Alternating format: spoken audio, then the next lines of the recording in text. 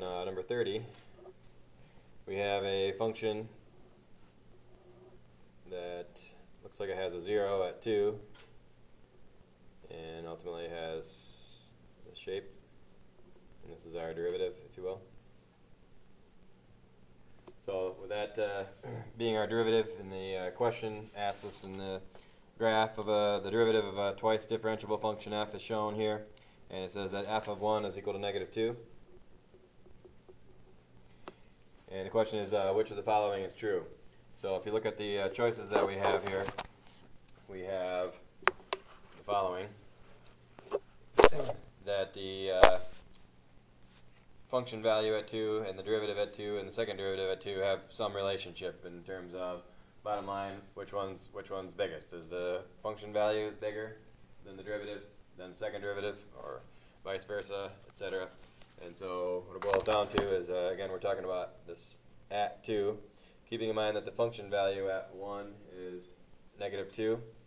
And so the question is, could we figure out something about the function value at 2 based on that? Well, keep in mind here that the function value at 2, or at 1, that is negative 2. Okay? And and keep in mind this is the derivative at any point. True? So if I have a function value of 1 and my derivative at 1 is negative, then getting to 2, would my value at 2 be something that's less than negative 2? And we ultimately wouldn't necessarily be able to determine the value at this point, but we know it's less than negative 2. Would you agree? Because at 1, we're at negative 2 and we're decreasing because the function's derivative is negative. The derivative is below the x-axis. If the derivative is negative, our function would be decreasing. Okay. All right. And then, so we know that a little bit about that part, f of 2. What about f prime of 2? Well, f prime of 2 is the easiest part. We can clearly see what that is. That's what? 0. So this is a picture of the derivative. And then f double prime at 2, keep in mind, is the derivative of our picture that we have here. The f double prime is the derivative of the derivative. And therefore, what do we know about the derivative at this point? It's clearly what? It's positive. So if we had to order these in terms of smallest to largest, then it would be, in fact, the function value being the smallest, the derivative being in the middle, and the second derivative being positive, which ultimately corresponds to letter A. So ultimately, this would be an A-B problem. Just a application of the derivative.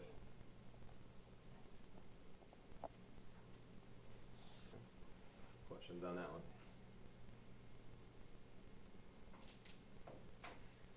What else? Ed? And 29. So this is if the position of the particle moving in the xy plane is given by the parametric equations. So this time, BC problem, it's parametric. You got 9 cosine t and 4 sine t. The parametric equations in question here. And the question is asking us that at time 3, what's the acceleration vector? So again, these two are the ultimately the position function, which means that our position vector, if you will, we'll call it r of t for no real reason, I guess, would be this. So if that's our position vector and gives us our vector notation for the position at any time, then our velocity vector, of course, is going to be the derivative of those, which ultimately would be negative 9 sine t and then 4 cosine t. And then from there, our acceleration vector is going to be negative 9 cosine t and negative 4 sine, cosine, yeah, I had it right the first time, sine t. Okay. Right, and if we want a of 3, we ultimately are going to put 3 in there and get approximately what? You'll notice we have multiple choice answers on there. We do negative 9 cosine 3, we get how much?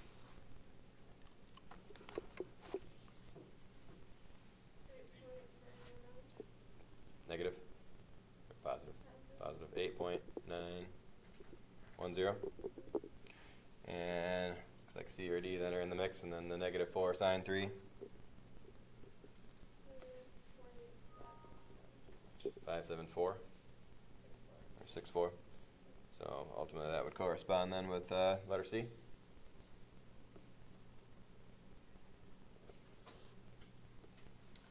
Alright, so ultimately again this would be a BC problem. Just working with parametric and vector forms.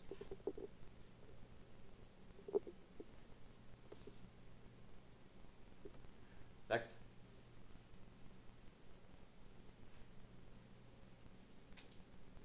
Sarah? And 31,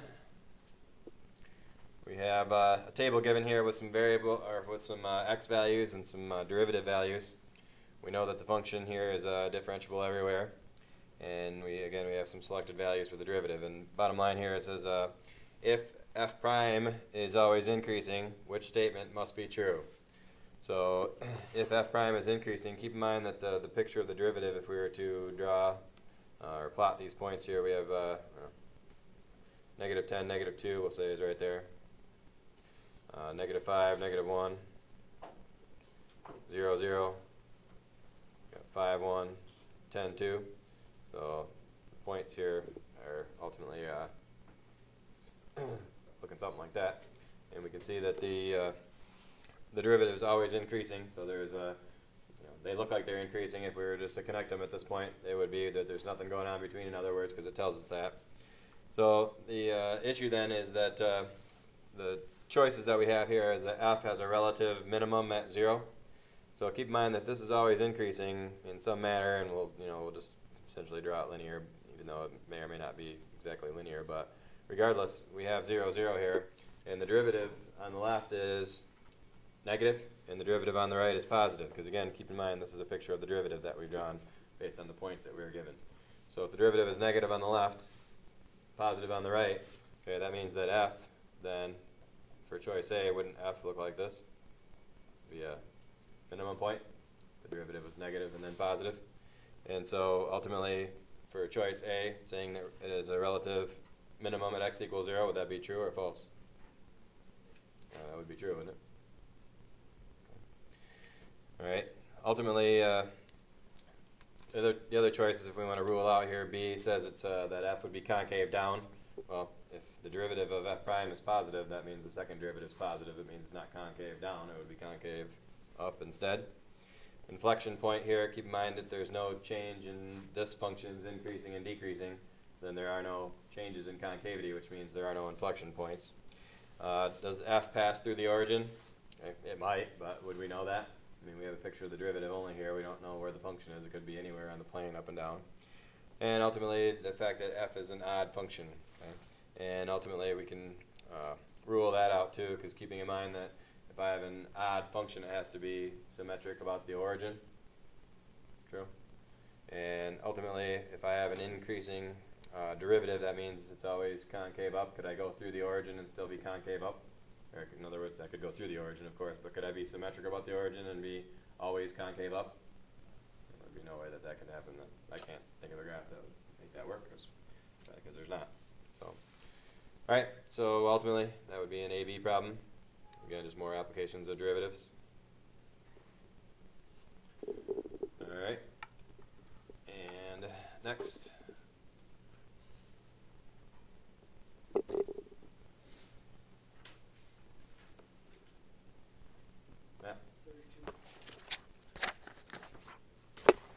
And 32, we have says we have an ice field that's melting at a particular rate, and it's an acre feet per day. And T is measured in days. The how many acre feet of this ice field will melt from the beginning of the day to of day 1, and the beginning of the day on day 3. So time 1 to time 3, time 0 to time 3, that is. So with our m of t function that we're given, we have 4 minus sine t all cubed. And keep in mind that this particular function, think of it units first on one like this. If we have this m of t function, which from 0 to 3 or whatever looks what it like, doesn't really matter. Bottom line is we're units here are acre feet per day on the y-axis and days on the x-axis, and so ultimately what is the area under the curve going to give us? That up there. So ultimately, if I were to take the units on each side and multiply them, I'd get acre feet, wouldn't I?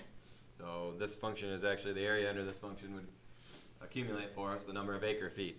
So bottom line is we have a 0 to 3 of 4 minus sine t all cubed dt. Alright, and then that should do it, because all we're after is how many acre feet will melt. True? So the bottom line is how much time should we spend on this in terms of finding antiderivatives, etc. None. So take your calculator and use your integral command.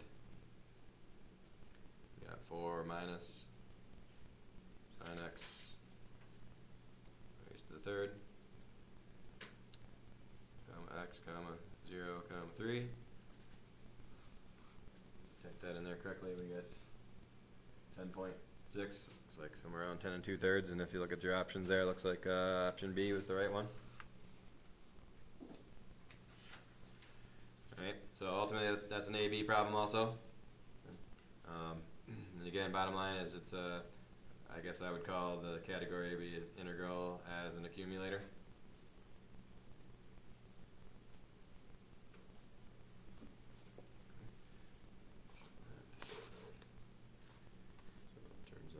Type of problem, an A-B problem, integral is accumulator.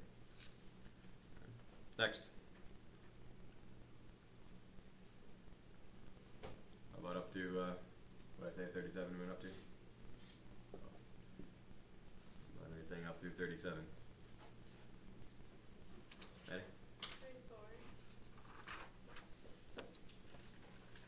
Okay, on 34. Says for t greater than or equal to 0, the velocity vector of a particle moving in the coordinate plane is 4t negative 2t, and it says the path of the particle lies on a what? So ultimately here, if this is our velocity vector, if you will, okay, our position vector, if we call it r again, would be the antiderivative of these two, which would be 2t squared, and then negative t squared. True. Keeping in mind that if we go backwards from what we just did in the previous one in terms of vector to parametric, if you will, if I wrote my parametric equations as this, then what would be the quickest and easiest way for me to figure out what shape that would create?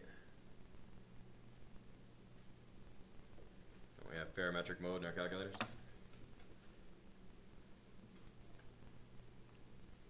This being a calculator problem, that would be completely valid. So we put in our 2t squared and our negative t squared, and our window here, 20 points plotted, actually 200 points, but negative 10, 10 looks good. See what we get. Looks like I went from 0 to 20 here. Again, with my x's, I could change my x's, or my t's, if you will.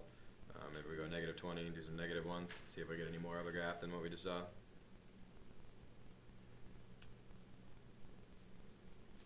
And looks like the negatives didn't do anything for me here. Keep in mind that when we plot our points here, if we were to make a txy chart here too, thinking about another way to determine what this is going to be, no matter what we put in here for time here, we're squaring it. Agreed? So if we're putting times in here and we're squaring them, then we ultimately are not going to get any negative x's at all. True? Because we're going to put a t in here, positive or negative. It's going to make a positive for x. This is always going to be a negative for y no matter what we put in there. So that branch that we see right there looks like that's about it. We could see if there's any more curve to it by making our t-step be a little less, by making more points. Remember, our t-step is lesser, it's going to plot more points. So, and again, we don't really need the negatives on here, so if I do 0 to 20 again, you can see that no matter how small we make that t-step, what's it look like we're getting here? Yeah, I mean, ultimately it's linear here, so really the only two choices here are line and ray, and since it doesn't go to the left forever, if you will, it's going to have to be a ray, which should be letter E.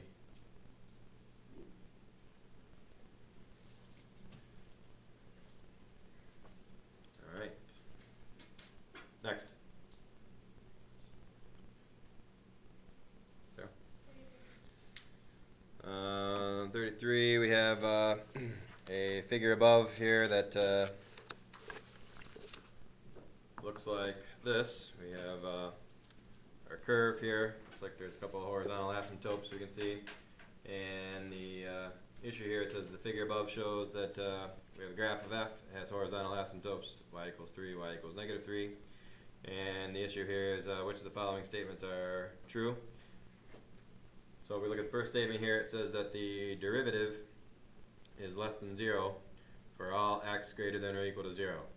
So bottom line is at this point at 0, we're at 0, we're going down, we're decreasing, we're getting closer and closer to the horizontal asymptote. Ultimately, if that's an asymptote, it's going to get infinitely close, so it's going to continue to decrease forever. So could be said then about number 1. True or false? Is it decreasing from then on? Wouldn't it be? I mean, ultimately, it's going to get infinitely close to 0, so it's going to continue to decrease. It's never going to get to 0, so we'd say yes to that. How about number 2 here? The limit of the derivative is equal to 0. Okay, as x gets bigger, okay, what is the derivative getting like? The derivative here is negative and somewhat steep. It's getting less steep and less steep. As we go to the right, it's going to be, ultimately, it's going to get closer and closer to 0, isn't it? It's getting flatter and flatter, if you will. So it looks like 2 is good. What about on number 3? If we go the other way, does the derivative get close to 3?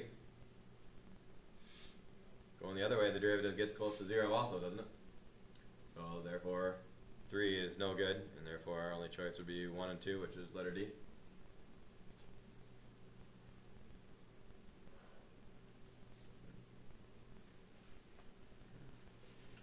Alright, what else?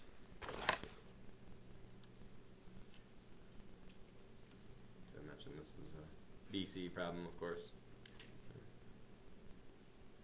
Another vector and parametric form.